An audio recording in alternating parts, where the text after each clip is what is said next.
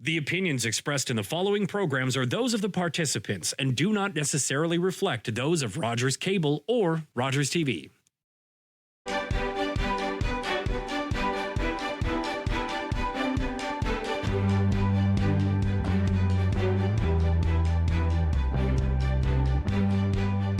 Hi, and welcome to Politically Speaking. I'm David Shearman. My guests today are Mayor Andrea Matrosovs of the town of Blue Mountains and the Deputy Mayor, Peter Bordignon. Peter and Andrea, always a pleasure to see you. Thank you for having us. Thanks again, David. Now, I have to admit that Andrea, we've got to stop meeting like this because you've been warden. We interviewed you as warden. Now we're going to change the topic with the other focus that you've got, which, as your deputy mayor said before you came online, as if she didn't have enough to do. Yes. Well, sometimes we continue the efforts that we do, but it draws on a different role, a different name. And yes, but there are some passionate projects that I believe that we collectively, when we work with our neighboring municipalities, and in the case I think you're referring to across the Great Lakes, it's important for us to all do our part to represent all the voices, not just the big cities, but the small rural communities and what it means for us and tourism and all that. So.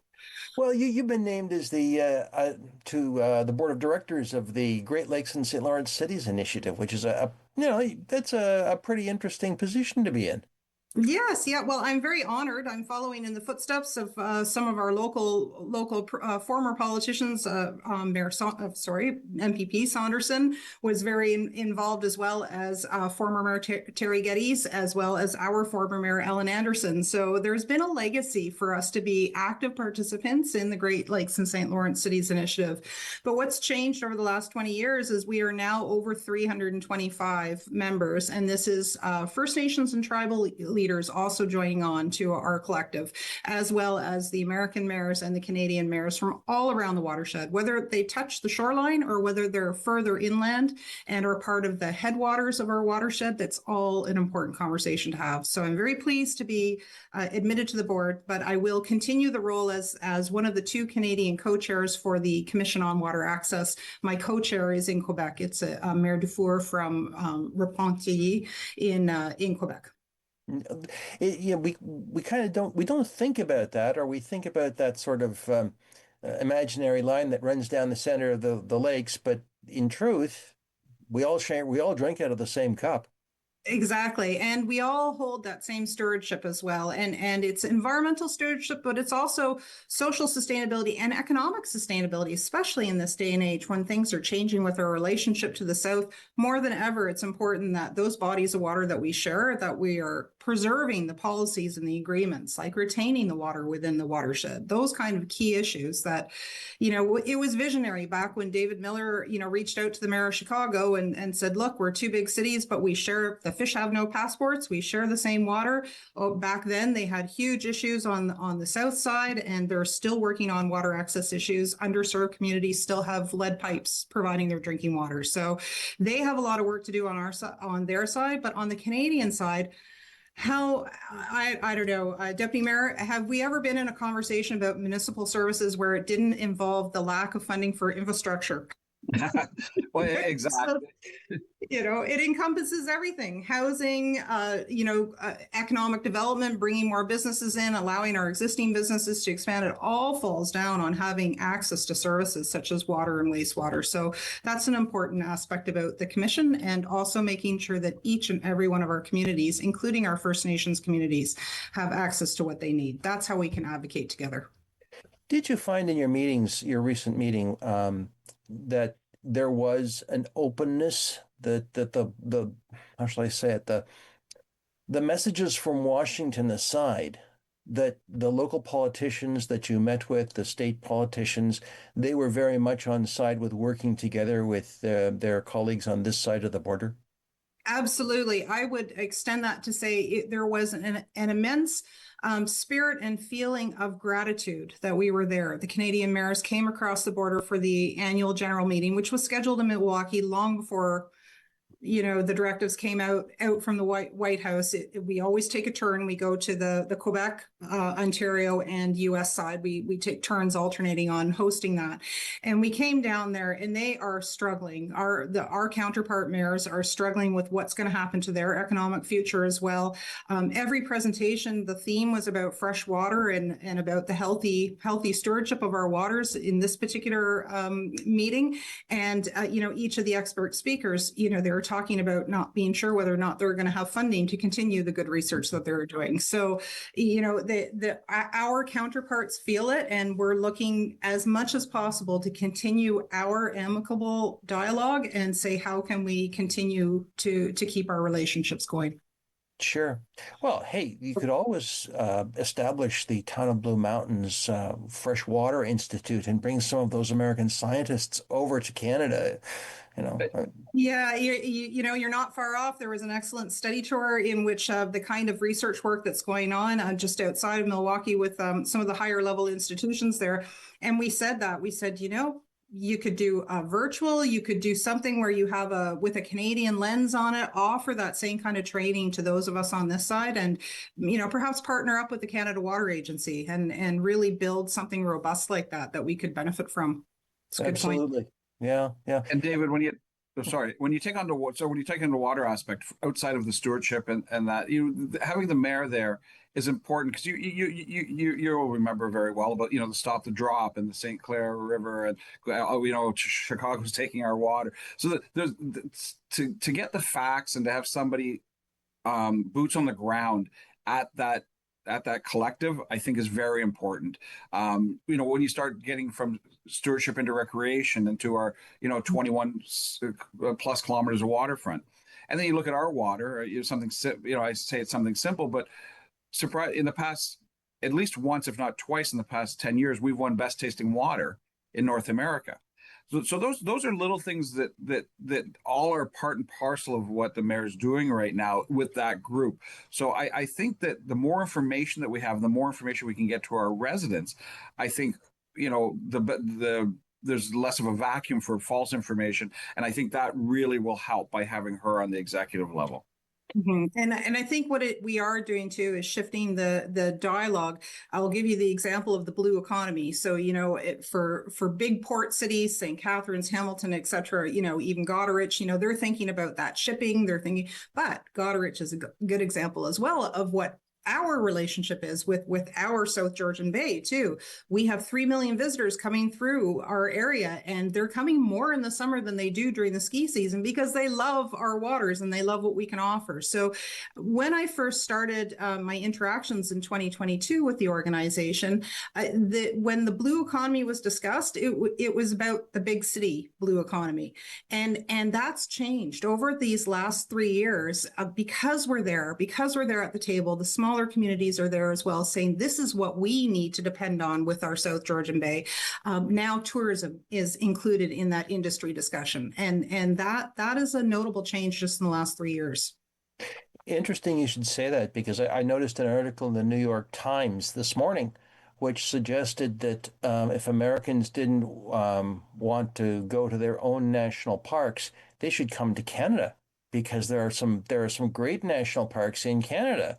And that could mean a very interesting summer for our region. Right. David, sorry, the mayor got my focus when he starts talking about the economy, the blue economy and tourism, right into my wheelhouse. But we're just in the town of Blue Mountains, we're looking at $170 to $175 million a year industry. We're a town of 14,000 registered voters. We go up to 30,000. We were getting 2 million, 2.6 million. In discussions I'm having with our DMO, we're looking at 3 million people this year. So we'll have people coming from the US, to your point, David, very much so. The Canadian dollar is attractive, not being a tourist in their own backyard, but a little bit further north. We're getting the day trippers that are now coming instead of going to Niagara Falls all the time, or maybe cross-border shopping, are coming to enjoy the beaches, the village, the hamlets we have, the agricultural lands, the open fields tours. When you have a town like the size of the Blue Mountains, geographic size as well as population size, and we're getting 3 million visitors, that's a large conversation. We just implemented the municipal accommodation tax, which feeds into the DMO and infrastructure services, as well as marketing and tourism services. So it's an exciting time right now. And as we see that population growth, to what you said, especially, I think we're going to see more than an influx of American tourists coming north for sure. And we've also got transportation because just recently we've had the Flixbus added. And they're going all the way to Sauble Beach and down the Huron shore.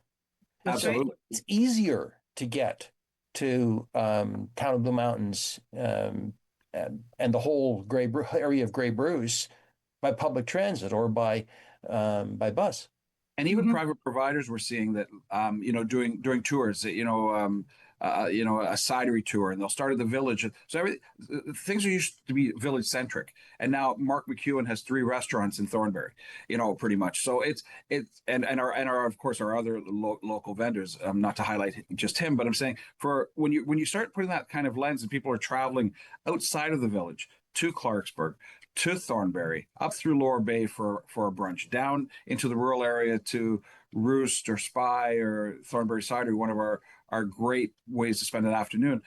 They're starting to put little tours together, and so it's not just on the public side. I'm seeing more and more tour providers popping up and saying, "Okay, we'll take you on the Beaver River rafting, and we'll take you kayaking here." So that's really and that's not just available to tourists. That's available to be a tourist in your own town, is what I always say. I try to get out as much as I can to our you'll see me at the local patios more often than not on a nice summer day, but it's a great way to experience your own city and town. And I think we're starting to see that happen here more and more because of the economics of it all. Sure. Oh, it's going to be a very interesting summer, if nothing else. Absolutely. Yeah. Well, let's move on to something a little more controversial. I've been asked, just to be clear, I've been asking this question of all my political guests ever since this decision was announced. So it's not, and that's the issue of strong mayor powers. Now, what has Town of Blue Mountains done with respect to the strong mayor powers issue?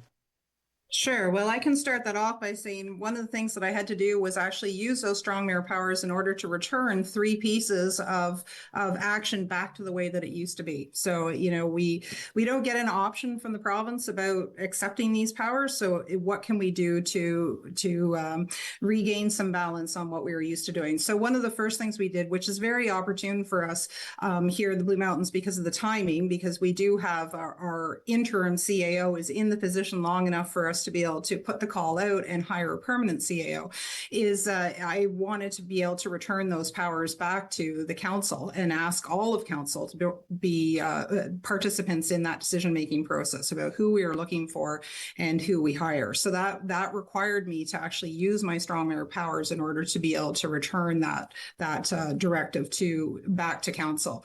Additionally, normally what we've been used to is that the council has one employee, and that's the CAO, and the CAO is responsible for all the other hiring and firing within the organization. So again, it required a direction from me to be able to say, I would like that to continue. I would like the CAO to continue to have, or to get back that authority to make those decisions. And that's really crucial, again, in our organizational, as we've been transitioning, creating new departments, strategic initiatives, et cetera, in our town. That's been a vital piece that we wanted to be able to continue to leave in the hands of the CAO, whether interim or the permanent CAO. And then the other one that is again timely, that I was concerned about the timing, is the scenario where it has to be a mayor's budget until February 2nd. And whoa, that's way too late. We didn't even like the timeline of January being when we were getting to the point where we were ready to put it out for a final consideration. So we had this great idea. Let's do it earlier. Let's adopt some of the practices we've seen, and let's make sure we're making those decisions in October instead of in January. And so because I'm not allowed to hand back the budget to council, but what I can do is I can say, could we please, can I, I provided direction to staff to please continue the work of drafting a budget and bringing it to the full council for consideration. And at that point, I'd like to give some time to our deputy mayor, because he actually does sit as our chair of finance and has from the start of our term. And I think it's very valuable to hear his insight in terms of our budget process and how that works. Thanks, Madam Mayor. Not just that, and I think, David, the point on strong mayor powers is as the mayor just alluded to, is we're a creature of the province. And I got into a discussion with this at an AGM when our MPP Saunderson was there. And it's just, we are a lower tier municipality. We have the upper tier and we have the province. Anything in the municipal act falls into the province. Whatever the person at the top of the chain, the premier and his team decides to do, that comes to us. It's not something that our mayor decided, or those other 164 mayors that day, 68 mayors that day decided to do. So as the mayor said, she had to use those powers to give power back. So I think that the public needs to understand is this is not something that's chosen. I'll take box A or box B. We have to work within the confines of the province, and that's where we sit. In relation to the budget, the mayor's right. We have a very, more so than most of the 444 municipalities, we have multiple days of committee of the whole meetings. We have public input. We have feedback. We've developed a budget working group where I have two other councillors sit with me on that group to speak with finance staff 4, 5, 6 times a year before the budget process. We dive into the budget book. So we do a lot, considering the size of municipality we are and the size of, we're looking at a $21-22 million budget next year. I think we do more than most, especially with the size of dollars we have. But as the mayor said, she had to use those, the strong mayor powers to be able to continue in the way that we are with SMT and with the budget. The other thing I think that is worth mentioning is that it sounds like what you're actually doing, Peter, is you're moving to a rolling budgeting process. It's not something that happens in October, because in October you're going to have a document that to be tested, to be checked, or to be looked at. But it's something that is always going on from the moment that you pass the previous budget. Staff starts again. You've hit the nail on the head, David. I'm telling you, it's like Santa Claus. You take the 26th off and you move into the next day to prepare for the following Christmas. I've had four meetings with the budget group, and I've probably had 2 with our director of finance or an assistant treasurer to be able for 2026 budget already. SMT's already met as a whole. They had to have their projects and thought processes initially in about 2 weeks ago. So yes, it's a great way to put it. It's almost evergreen. We're coming out of the other one, and now, as the mayor said, moving it forward into October, November, and getting it hopefully approved this calendar year. That's a huge step for us. So we've lost a couple months there. So yeah, we've been working on it, and I'd say 10 months in advance. We're probably starting to work on the following year's budget, and we have to be. Next year's even going to be even more challenging going to a council year. I remember my first term on council with the mayor when we were new councillors. We were sitting for 3 weeks and we're passing an $18 million budget at the time. With that was a lot of reading. Not that we don't do a lot of reading all the time. So I think by getting it in front of the curve, it really helps a lot as we progress forward, and then we can forecast better even, because we're just literally the bylaws to pass the budget. We're not that far in our rearview mirror, and we're already into June. So by getting it done early, and I think we can get those projects done early, we can get tenders out earlier. It's a win-win for everybody, I think, as we move forward. That's a very good point, Peter, because these days tendering it always is a very competitive practice, and you're kind of confined by construction season. And you want to get all those tenders out and ready to rock as soon as the load limits come off, 1st of May. That's if you're doing outside construction. Indoors a little easier, but you've got to get in sync with the cycle. Absolutely. And just even having the companies available to do it. But wait too long, they said, well, we're committed for this construction season. So then we've lost an entire year now. And we've actually seen that in the town. And say, okay, well, we're good for, 2026. Well, we want to do it 2024. Well, by the time you get the tender out and you move in, you're tendering it in 2025, and they might be full. So that's a very valid point, especially for external outside infrastructure projects, which there's no shortage of right now in the town of the Blue Mountains. Just drive down Bruce Street and look at some of the side streets. Projects we're starting to do that have been on the books for some 8 to 10 years, we're finally getting underway on. Which raises another question. One of the things I've been hearing is that municipal infrastructure, there's an infrastructure gap between the condition of municipal infrastructure and what's needed to be done, and the funds available through either taxation or grants or whatever. What's the situation in town of Blue Mountains? Do you have that infrastructure gap? Obviously, I'm sure staff has got a wish list as longer than Santa's list. Yeah, I'll kick off, and then the mayor can. I think last I looked, $112 million in projects that were lit on the first page of near term. So, our staff is very good at looking at external funding sources, huge grants, different things that we can get in from upper levels of government. We have to budget our development charges, our reserve funds. We've done well managing our infrastructure and our facilities, things like that. So we have a department that does that as well. And our I say new, she's been there probably coming up to a year.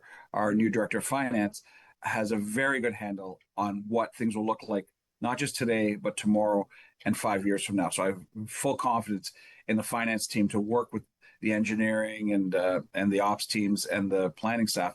But to your point is, when you first glance, I'm not off page one, David. I know. In fast numbers, I'm at $112 million. That we don't have that stored away in a vault, so we have to really look at funding sources. And you look from taxation, long-term debt, granting possibilities, what we have in the reserves and the DC charges. So that there's a lot there, but we've done a good job in managing it, and I think we're in good shape when you start looking at the gap. But do you have all the money? Absolutely not. But are we in good shape to move forward? I believe so. I'm not sure if the mayor has an add-on to that. No, it's a good way of reflecting. I mean, we know it's challenging, so therefore we need to get out ahead of it and have a plan. What I can do is I can tie in a little bit extra in terms of the county, looking at the county, because right now as I'm driving in, my daily commute is changing to get here to the town hall, because we're just starting on Gray Road 119, and that's a big part of my commute in here. So it does affect the livelihood of those of us who live and work and play here in the Blue Mountains. In that particular thing, we're looking, I can give you an annual picture. We're looking at $15 million being out, because we know where the first 21 million can have, but we actually need 30 some million in order to maintain a good condition the existing assets. That doesn't even take into account the capital projects of doing new things too. And what we've learned, such as Gray Road 119 going right through here in the Blue Mountains, is we've learned in good asset management practice is to take care of your good roads and keep them good, rather than letting them go so deteriorated that now we have to spend good money after bad trying to clean it up. So that's why sometimes people will drive down one of these roads and whether it's a town road or a county road, and ask, well, why are you doing that one? It didn't look so bad, but that's why, is because we want to preserve that asset. So what we're doing at the county level is we have to do the 2.55% to be able to say every year some of our budget's going to have to go to help fill in that gap. And what does that mean for either a lower tier or an upper tier? It means that it's coming from somewhere else. So that's the message we have to keep working on with the province, because the houses can't get built, the economic development can't happen, unless we can actually have the roads and bridges and that kind of infrastructure in place, ready, not to mention all the water access as well. And that certainly means you're going to have some interesting conversations at AMO in Ottawa this year. Yes. So, well, it's certainly the deputy mayor and I just came back from the Federation of Canadian Municipalities that was this year held in Ottawa. It was a little nicer for us budgetary wise that we didn't have to go too far to attend it. And there was good representation from many of our neighboring municipalities as well. And yeah, you couldn't walk in and out of a room without having a discussion about infrastructure. So it's not just the AMO conversation, but it's right across right across the province, especially in tandem with the dilemma of how do we build the kind of mix of housing that we need in each and every one of our communities. You know, and Well, David, yep. sorry, and that leads into it, you start talking about water allocation and things that, what do we have enough to, if we're going west or south, or is there enough water allocation for all these things that we need to build? There's it's not just one thing. It's not just it's the in, it's the out. You have the I&I, you have the roads, you have the environment to deal with. You also have, will you have enough water? Will the water treatment plant be able to handle this? What will it be able to handle when we're looking at somebody that's building today, tomorrow, and 3 years from now, multi-level or multi-residential unit buildings or hotels? Those are things you have to be able to allocate for and forecast out, because it's like a reservation policy. Your restaurant only holds so many people. So if it's like when they oversold a plane, you can't do that in municipal government. So we have to be very careful and all those things. And if we don't, then we say we have to expand. Expanding a water treatment plant is not cheap, or it costs 1,000 feet per meter when you start talking about services. So those are big numbers that we have to look at, and as we move forward. So there's a lot to I know you kicked off the conversation with infrastructure, but there's so many subcategories within infrastructure that we have to be cognizant of. Now, Andy, I do not know when you were a teacher, what your specialty was, but I am reminded in this conversation of something called a Venn diagram. That's right. Yes, that's right. Basically, three intersecting circles.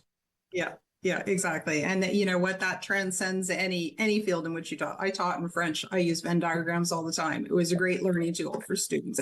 David, I felt like I was back in school. I was in a workshop at FCM, and the first thing he put up in the breakout session was a Venn diagram. It was the public, the politics, and then the businesses, and where the similarities lie, where you have to be in, where you have to be out, and where you have to connect them. And it was very interesting that you mentioned Venn diagram, because he used that, and it helped explain the thought process of what they were looking at. Well, if the viewers can simply remember three intersecting circles, absolutely, that's all we're talking about. And by the way, FCM stands for Federation of Canadian Municipalities. Yes. We can very easily slip into acronyms. Simply because it's a conversational shorthand. But just so folks know, FCM is Federation of Canadian Municipalities, and it's a national body. I'm sure it must have been quite interesting to hear your colleagues from other parts of the country as well. Absolutely. And speaking of acronyms, Association of Municipalities of Ontario, that's the aim of. That's right. And then there's well, we just recently had the OSM conference. OSM, that's the one I was thinking. The Ontario Small Urban Municipalities. One of our council members, Gail Ardell, she actually sits on the board for that one. So it's always good to be well represented there. And it was actually hosted right next door in Collingwood. So that was nice when we had good local representation at that one too, where you're in a smaller group of municipalities who all have that same kind of size demographic as you do. Yeah, and I think the point needs to be made as well that these events are not entirely, how shall I say it, joyrides. Oh, no. No. I mean, there is this myth that you go off to these conferences and, well, there's all kinds of silliness that goes on, but that's absolutely not true. There's learning, there's conversation, there's a trade show, which you can enjoy or partake of or not. But, that's right. As one of your colleagues said, I had better conversations in the elevator. Yes, well, that's true. I mean, you make use of every one of those social opportunities, who you sit down with. Every time you sat down at the Canadian Municipalities Conference at lunch, you were meeting somebody brand new from a different province. So there's certainly that aspect and into the evenings. But yes, it's the opposite. The programming is so rich and robust. It's hard to make choices. I always hate when they have those, several different options of workshops running at the same time, and you want to go to two of them at the same time. It really is true. Like, we were like, do we have time to get a coffee between this workshop and the 2:30 is out at 2:30? There's another one at 3 I want to sit in. And it was an intense few days doing all the workshops. But the learnings, like you said, I was in one there was somebody from Winnipeg, Prince George, BC, Charlottetown. and 2 from Ontario.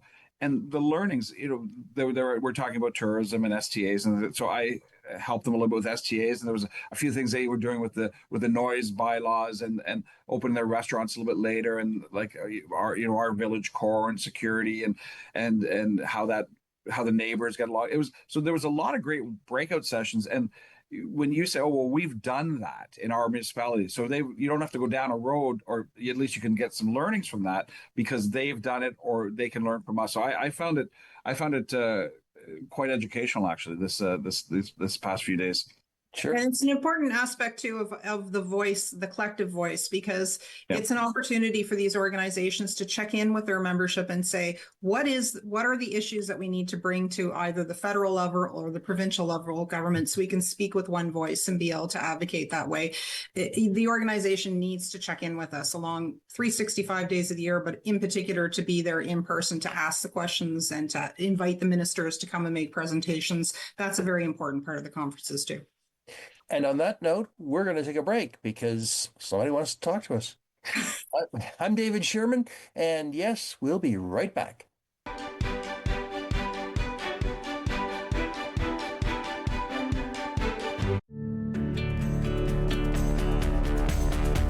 This program is brought to you by Rogers Xfinity, connecting you to more of what you love.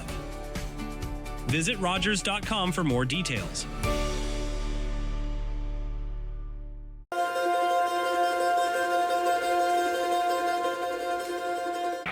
We invite you to play What's My Line? Welcome, Mrs. Baker. Those folks over there need to guess your extraordinary occupation. Are you an entertainer, Mrs. Baker? Yes. Do people come to watch you perform? Yes. Do you travel for work? Yes, I do. Do you ever wear a special type of costume? Yes. Is your job, physical? Yes, indeed. Are you a member of a team? Yes. Are you a professional baseball player? Yes, I am.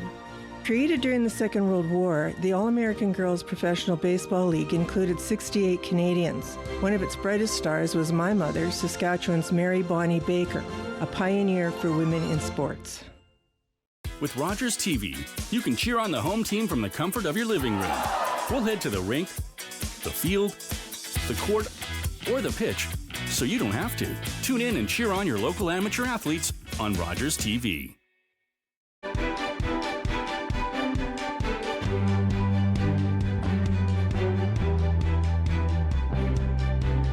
Hi, I'm David Shearman. Welcome back to Politically Speaking. My guests today are Mayor Andrea Matrosovs of the town of Blue Mountains and Deputy Mayor, did that twice, sorry, Peter Bordignon, and we're glad to have you both here. Now, I have to say that as I was doing my pre-reading for this show, you think I do this off the top of my head? No, I don't. One of the things I noticed is you've got a new agreement announced with People Care to deliver a long-term care site in town of Blue Mountains. Let's talk about that for a few minutes. What's that all about? Do you want to start off? Yeah, thank you, Madam Mayor. Kicking that off, we're very excited, David. This is, as you know, we had looked at a long-term care with a campus of care for some workforce housing on the west side of town. That couldn't come together with the developer. So the beds were still held by a company called People Care. So we decided to start looking at other parcels of land, and they really wanted to be in the Blue Mountains because they saw the unique opportunity geographically between Meaford, Wasaga Beach, to Owen Sound to the west, to be where they are. So a few years ago, on the far southern east side, there was a driving range called Tees Please, just as you're coming in before the village roundabout. So that was purchased by the town to help with the expansion of 19 and 21 roundabout that may come in the next few years. So they were looking for 3 acres. So we partnered with them, and when I say partnered, the partnership from our end is selling them a piece of land at the end of the day. But it's very exciting. They're taking 3 acres of our 18-acre town-owned property. It's going to be sold to People Care. They're going to provide care for up to 192 people, which is very exciting. The town will retain the rest of the property of that 18 property for potential future uses. And we've set up an information site on our website, the bluemountains.ca/LTC to answer any questions. But it's really exciting. 192 long-term care beds in our town. And then on the east side, so we have the adjacent to Simcoe County for extra housing that we need that we're not getting on the site, which we would have on the other site. But People's Care is very excited about the project. The province is very excited about the project, and to have beds here, you're not, loved ones are not going to be going further out, or at least they have the opportunity to stay in how the way it works with the bed allocations, but they have the opportunity to stay right within TBM proper. It is a win-win at 192 beds. I'm very excited about this project. I'm glad that we were able to work out something that is such a positive for our community at the end of the day. And like I said, at the end of the day, we're just selling them three acres of land, but what we're getting in return for those 3 acres of land and the soft benefits for decades and generations to come is paramount. It's such a win-win for the town. Mm-hmm. And it's very beneficial for us that it is People's Care, because they have established a reputation right here locally in South Georgian Bay. Over in Meaford, people are very impressed with the way that the facility has rounded out there. They're aware of the challenges for workforce housing, so they thought ahead to that. They came, being situated where it is, right on the eastern boundary of Collingwood, makes that viable for them to figure out, how they're going to be able to attract their workforce and be able to direct them to the right kind of housing that will make sense for them. So that was it. And you're right, it's 3 acres out of the 18 acres. We don't have a set plan for the other 15. Like, there's no, we don't know yet. We just knew that was a good opportunity when it became available for sale, because as the deputy mayor said, the first thing it did is it helped to solve what we're going to do about our booster station.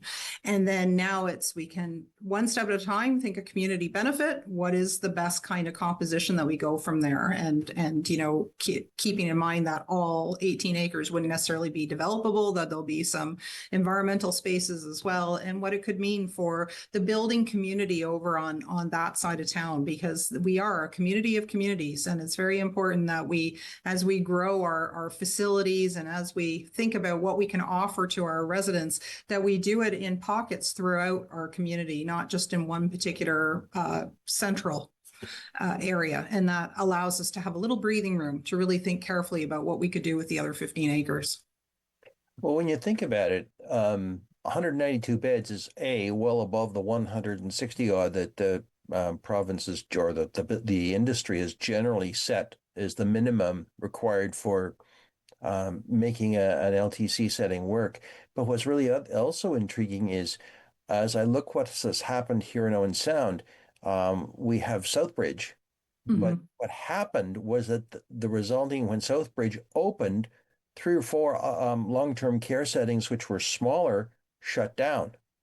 That doesn't sound, as anything I've read, sound like that's going to happen with this setting. These are new beds. These are the nearest LTC is Meaford or Markdale, and probably Collingwood. Well, and we do have Aaronrung that still operates. Oh, that's here. right. That's right. Yeah. But it is a very small facility because of the way in which the rooms are all allocated back in the days when it was constructed. It was okay to have 4 beds in one room. We've learned from that's not the most ideal. So what's happening is the population there, the resident population has been going down. So certainly the 192 is definitely a gain for Town of Blue Mountains, but also regionally, because everyone has access to any of the, and residents here in the Blue Mountains might opt to go to Grey Gables, which is over in Grey Highlands. That's the way it works when it comes to long-term care. You don't draw a boundary line on that. What works for the family, what works for the resident is what they're after. Absolutely. Absolutely. So it's what's the projected opening date? About 2 years away? Heads and beds, David, I'd say we're probably looking at 2028 would be my guess, Madam Mayor. Yeah, because I think let's be cautiously realistic on this, because I'm sure the province, everyone who's looking at maybe this will be the place that I would like to reside. Everybody wants it happening yesterday, but we don't want to disappoint people. And we're just at this point where we've just announced this partnership. So we need some time to get the ink settled on all the arrangements and then allow people's care to proceed. Because as the deputy mayor said, we're not in the business of long-term care. What we can add to the mix is offering this particular property to sale. Well, if you want to draw a concrete example, let's look at Rockwood Terrace. Right. Mm-hmm. How long that has taken. It's good 2 years already, and it'll be another 2 at least before it's open, I believe. Well, yeah, and it does. I can just the difference between standing at Rockwood Terrace when it was nothing but just the field, for the opening, putting those shovels in the ground, and then to come back to it, less than a year later and see the progress too. So once it does start happening, it happens rather quickly, but it takes a lot because there's so much to it. It's not just building that building, but I know through that experience, chairing that redevelopment task force for the county, the kind of thought and care that goes in with our staff members doing these, doing virtual experiences where they're thinking about how do I operate to provide the service to the residents? How can we best do this? Maybe we should, situate the rooms in this particular order or arrange the furniture. They're able to do that now with virtual, participation instead of having to wait to unlock the door and go, we should have had the nurses station over here to be better accessible, or, so there's a lot of internal workings that goes on into long-term care homes, as well as just putting up the bricks and mortar. Oh, absolutely. But it's exciting stuff. Don't get me wrong. Yes. Yeah, it's great. That's great. Now, you alluded to this earlier, but I do want to come back to it. You are in the middle, and we've had this discussion before about staffing for municipalities, but you're looking for a new CAO. So what we did is when our former CAO, Sean Everett, moved over just next door to Meaford to share his expertise and his years of experience there, still within the county fold, which is nice because I know that all the CAOs work very collectively together. They lean on each other and exchange good ideas, and they've got a good, strong network there. So he hasn't gone too far. But because of that, what we did is we elevated our Director of Planning and Development, Adam Smith, into the role first as acting, just to make sure that we could have a smooth running ship. Then we proceeded on to the interim appointment, and interim just means that it's a position that is there for him until we conduct our final permanent search. And that of course is always something that's open to both internal and external candidates. And then we'll move forward from there. And David, just to jump in, this to me, the CAO role is such an integral part of any municipal. You have the mayor, who I consider the CEO, and then you have the CAO, which is the operations, and all the municipal employees report into the CAO's office. And the CAO, I don't like to use the word employee of the town, but it's a reporting structure to the council. I mean, he works for the town, or she works for the town, but reports into council. So that relationship is so dynamic and so fluid that we need to have a person that can fire on all cylinders and look at all axes of use another acronym, SMT, which is Senior Management Team. You got to work within planning, operations, community services, strategic development, economics, finance. It's a big boat to steer. So acting interim, I have to get the word right. Interim CAO Smith now has done a good job stepping into the role, and so that gives us some runway now to look for candidates as we move forward, for somebody to be in that role for years to come. And I think it's a very dynamic time. We're going into we have a lot of projects going on. We're going to an election next year. We've had some new senior management team members join, and we have a little bit of a growing staff because just of the nature of the town that we're in. So I think it's a very important role. I don't think any town takes it lightly, but this is going to be a very important hire for the town, and I think it's one that will help chart our course as we continue to move forward. And we're moving swiftly on that to move it into a permanent appointment too, because interim is it is a temporary measure, because what that means is then that means he can't spend the time on director of planning and services. So we have Tim Murawoski, who has been moved from chief building official to take on the extra duties of the director as an interim director of planning. And so we have to make sure that we keep it running smoothly, because we can't expect our staff to be, operating with more than a desk full of work. So it's important for us to put this as a priority. Are you planning to use an external consultant as well, or are you going to do it entirely within your existing structures? Right. Deputy Mayor, I'm just trying to be careful that we don't enter into anything closed session. So I apologize. A lot of HR was discussed in closed session, David, but we do have an internal HR department as well, and Sarah Trainer, who's our manager of HR, she has some tools set in front of her that she can go into her toolbox to draw from for in this search. That's important, because what people also have to realize is that this is a unique set of skills and qualifications. And all we need to do is just look at the with all respect, Warden Matrosovs, you can't tell the players without a program at the county these days, because of the changes that have occurred at the county level, because it's almost like musical chairs.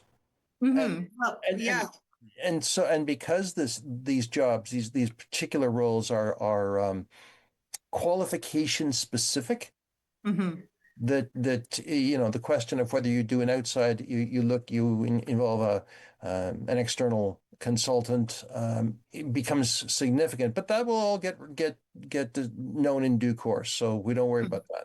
Well, David, you're right. And looking at the talent pool, there's 444 municipalities, not all is a CAO, but not all have a CAO is what I'm trying to say. But when we looked at the time, when we know that we're going to need a permanent CAO, I found 8 open positions just at a cursory glance. What's out there for CAO positions, from the far southwest to the across to the east on the way to the Quebec border. So there's only so many people that are qualified. So you look at what range of skills. It's like when you're looking for a director of operations. Do they need to be an engineer, or are they better off to have somebody who's better off with a project management and infrastructure that can manage money? So you have to look at all those aspects, and I'm going to be interested to see is what HR brings to us as a possible list of candidates.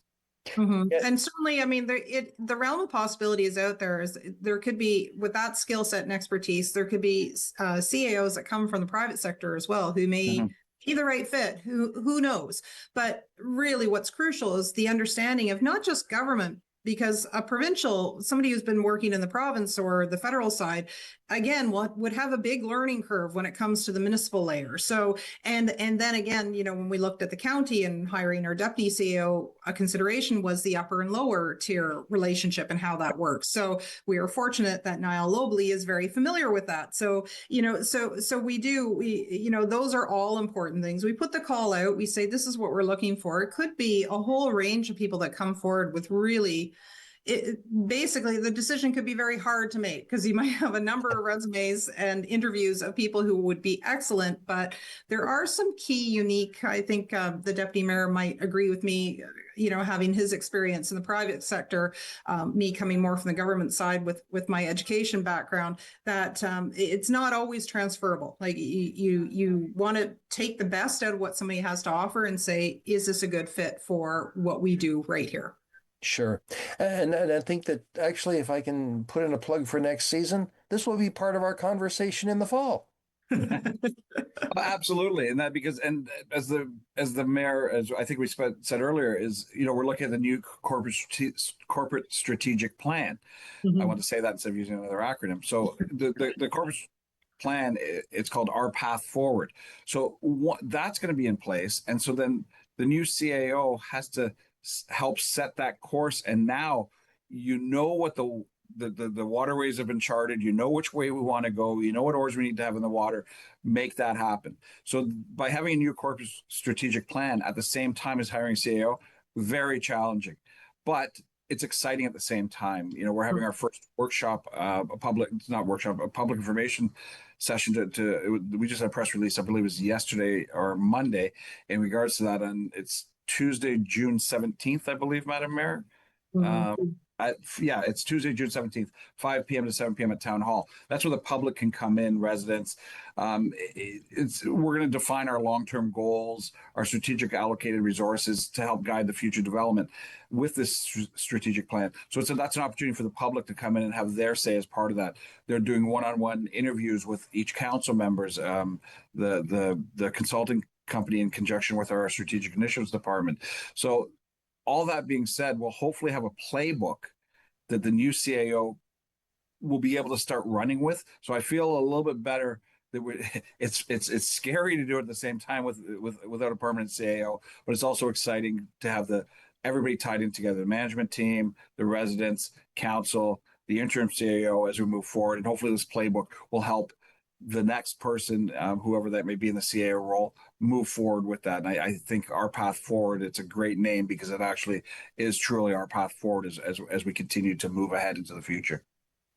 Well, let's move on to something far, far less political, I hope. Summer. Yes. Because you've got all kinds of things happening in town of Blue Mountains this summer. Mm-hmm. If I can just kick that off, that June 22nd is going to be the next annual Children's Fest that we have. And big shout out to the Clarksburg Village Association that helps put that together right at our Lions Park, right in our right in the neighborhood of Clarksburg. But all of the businesses participate and offer and make it a really fun day for families. And the tradition that I've established is I like to come and weave willow trees and willow fish with the children that come by. So I'll be there offering to do the same kind of thing as well, so that the kids can have a chance to do all sorts of different activities, and rain or shine, it seems to work that we have something good for the kids to do. And so again, that's June 22nd, and it's from 10 to 3. So from 10 to 3. So, you know, it's a great timing. And the details, let me see. I'm just thinking, if you go to the Clarksburg Village Association website, you'll get good details coming from there. But we very much appreciate partnering with the association to help support them in a fantastic event.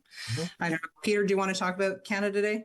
Well, I love Canada. It's one of my favorite in the town. And last year we got to actually ride on a float instead of walking along with it because it was so hot outside. So I talked to Linda and letting me get on float this time. But that of course, that's Canada. That's July 1st. That's always a fun time.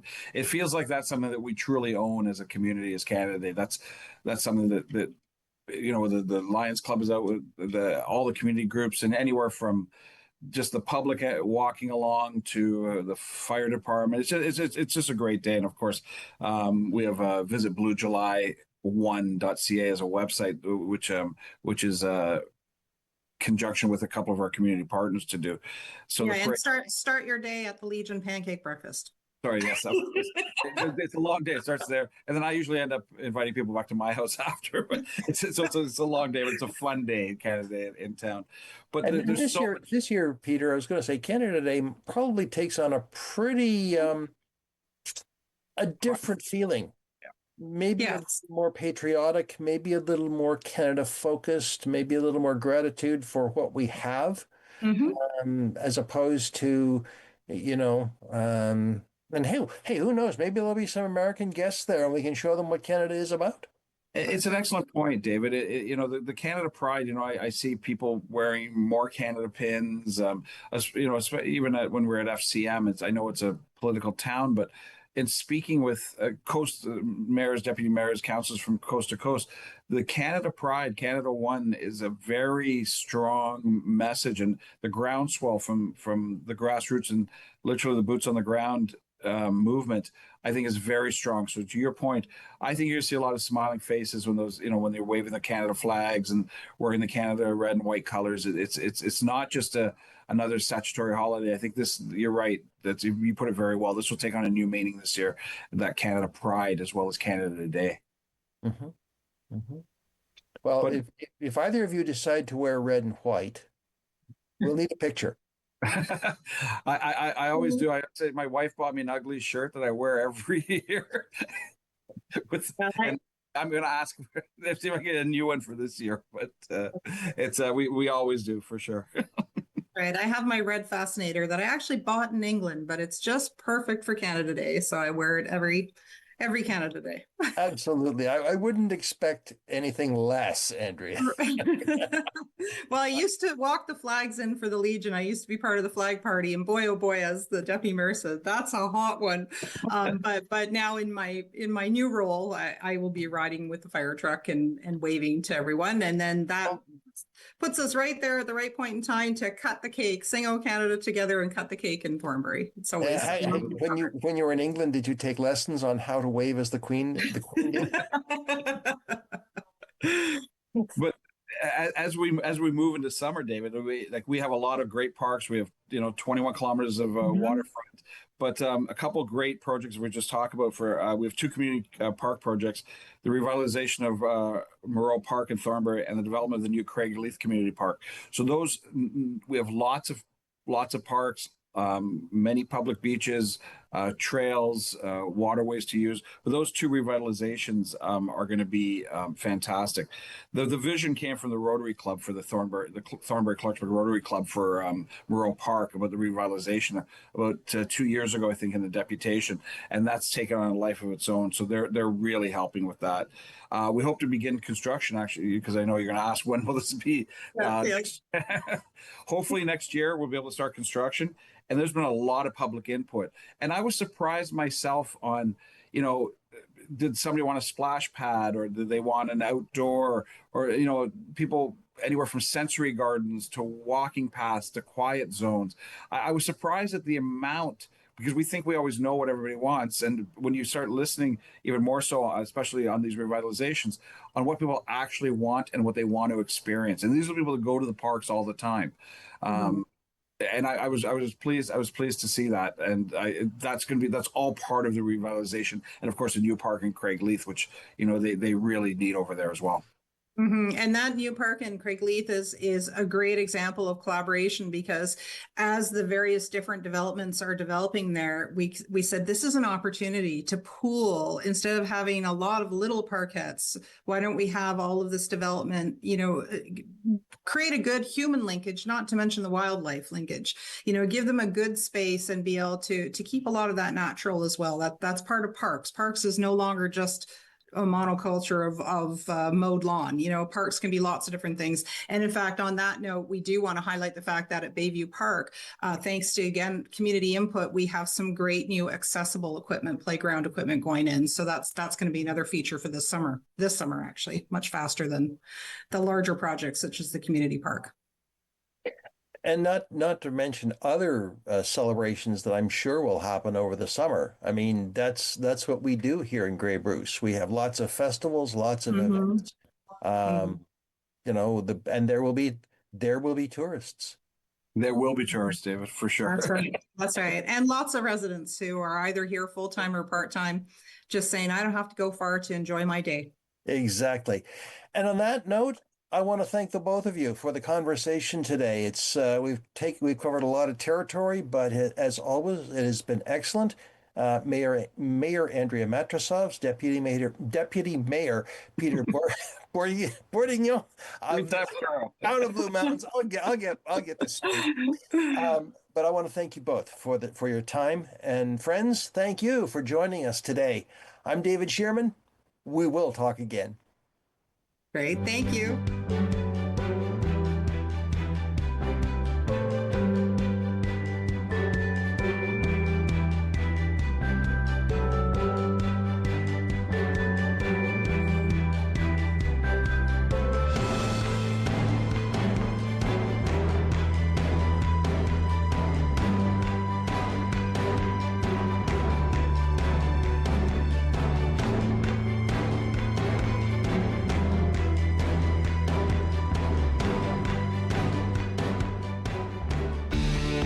Connect with us by visiting our website or email us at comments@rogerstv.com. Public transit, Garbage pickup, parks and recreation programs, snow removal on your street. How can you stay informed about these and other important local services? Tune to City Council coverage on Rogers TV. See your community leaders at work on Rogers TV City Council coverage. To see it inspires dreams. To hold it brings joy. New tears of joy. It is over 130 years old, but makes grown men feel like kids. This is what you think about as a kid. It weighs 34.5 pounds, but when lifted, it is as light